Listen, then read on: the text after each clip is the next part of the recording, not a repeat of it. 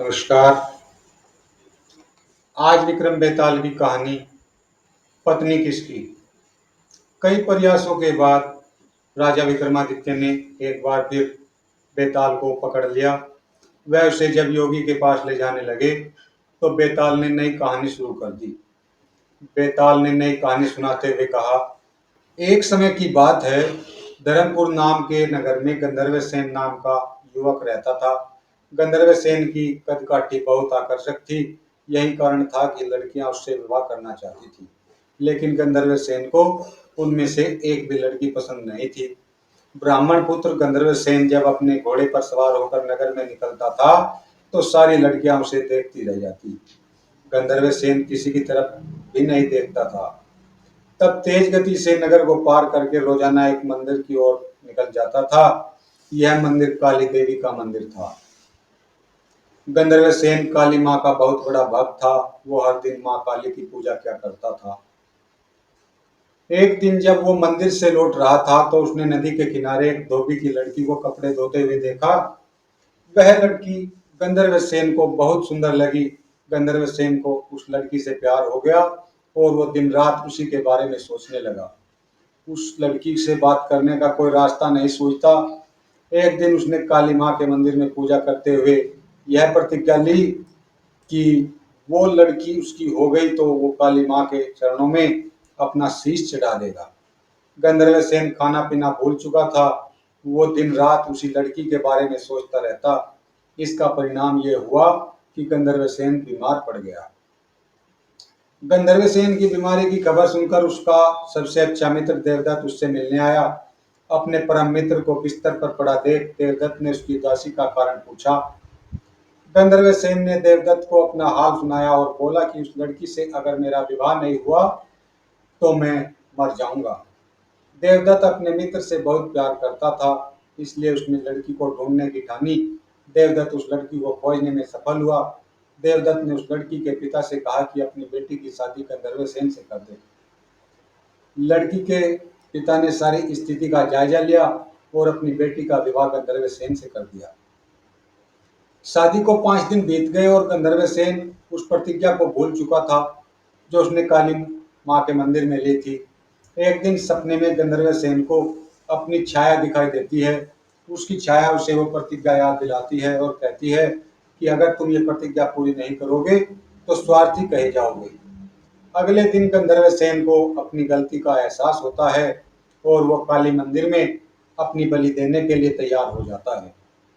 वो अपने मित्र देवदत्त को बुलाता है और उससे कहता है कि मैं, तुम और तुम्हारी भाभी मंदिर चलते हैं। मैं मंदिर के अंदर पूजा करूंगा और तुम बाहर अपनी भाभी का ध्यान रखना। देवदत्त मंदिर चलने को तैयार हो जाता है। दोनों दोस्त उस लड़की के साथ मंदिर पहुंचते हैं। गंधर्व सेन मंदिर के अंदर अपनी प्रतिज्ञा पूरी करने चला जाता है। देवदत्त और गंधर्व सेन की पत्नी बाहर उसकी प्रतीक्षा करते हैं। बहुत समय तक जब गंधर्व सेन बाहर नहीं आता तो देवदत्त मंदिर के अंदर चला जाता है। देवदत्त अंदर जाकर देखता है कि गंधर्व सेन ने अपनी तलवार से अपना सिर काटकर काली माँ को बलि चढ़ा दिया है। यह देखकर देवदत्त घबरा जाता है। देवदत्त सोचता है कि कोई भी व्यक्ति यह यकीन नहीं करेगा कि गंधर्व सेन ने अपनी हत्या खुद की है। सब ये सोचेंगे कि देवदत्त ने अपने मित्र को मारा है ताकि वो उसकी पत्नी से विवाह कर सके। इस आरोप से बचने के लिए देवदत्त ने गंधर्व सेन की तलवार से अपना सिर भी काट लिया। थोड़े समय बाद गंधर्व सेन की पत्नी अपने पति और उसके मित्र देवदत्त को खोजने मंदिर आई। वहां दोनों मित्रों की लाश देखकर वो डर गई। उसने सोचा कि लोग उन दोनों की हत्या का आरोप मेरे ऊपर लगाएंगे। इस लांछन से अच्छा मैं भी मर जाऊं। जैसे ही उस लड़की ने अपना सिर काटने के लिए तलवार उठाई, वैसे ही वहां मां काली प्रकट हुई। मां काली ने कहा, पुत्री, मैं तुमसे प्रसन्न हूं, बोलो क्या वरदान मांगती हो। लड़की ने कहा, आप इन दोनों को जीवित कर दीजिए। काली माँ बोली, तुम इन दोनों के सिर इनके धड़ों पर रखोगी तो ये जीवित हो जाएंगे। लड़की ने ऐसा ही किया, लेकिन उससे सिर रखने में गलती हो गई। उसने गंधर्व सेन का सिर देवदत्त और देवदत्त का सिर गंधर्व सेन के धड़ पर लगा दिया। दोनों मित्र जीवित होकर उस लड़की के लिए लड़ने लगे। इतनी कहानी सुनकर बेताल ने विक्रमादित्य से कहा, राजन अब तुम ही बताओ, उस लड़की का पति कौन है? विक्रमादित्य को जवाब मालूम था। अगर वो चुप रहते तो बेताल उसका सिर धड़ से अलग कर देता। इसलिए विक्रमादित्य बोले, व्यक्ति की पहचान उसके चेहरे से होती है, इसलिए देवदत्त उस लड़की का पति होगा, क्योंकि उसके धड़ पर गंधर्वसेन का मस्तिष्क वाला हिस्सा लगता है। बेताल ने कहा, इस बार भी तुमने सही जवाब दिया, इसलिए मुझे फिर से उड़ जाना पड़ेगा। इतना बोलकर बेताल फिर से घने जंगल की ओर उड़ गया।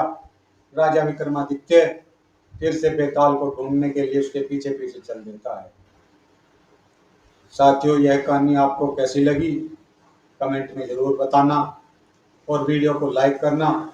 ऐसी ही और अधिक वीडियो देखने के लिए आप हमारे चैनल को सब्सक्राइब कर ले, जिससे आने वाली वीडियो आपको मिलती रहे। जय श्री राम।